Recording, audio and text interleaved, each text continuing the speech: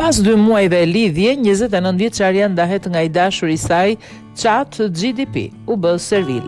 Një histori e pazakontë, dashuria ka bërë bujë në rrjetet sociale pasi një 29 vjeçare amerikane, Eileen, raportohet se është dashuruar me një chatbot gjatë verës vitit 2024, të cilin e quajti Leo, duke e bazuar në shenjën e saj të horoskopit të shenjës së saj luani.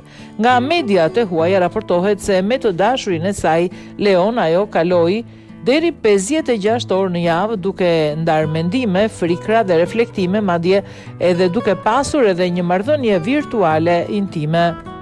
Historia u bë publike kur Eileen filloi të postonte bisedat e saj në Reddit, duke krijuar një komunitet prej rreth afro 40.000 personash me hashtagun "I dashurim ai". Pas një viti e gjysmë, e vendosi të ndërpres marrëdhënien me Leon, duke lënë pas çdo gjë. New York Times raporton se arsyeja ishte ndryshimi i sjelljes së Leos pas përditësimeve të ChatGPT në fillim të vitit 2025. Raportohet se chatbot u bë servil duke rënë dakord me gjithçka, gjë që e bëri vajzën të humbas besimin tek këshillat e tij.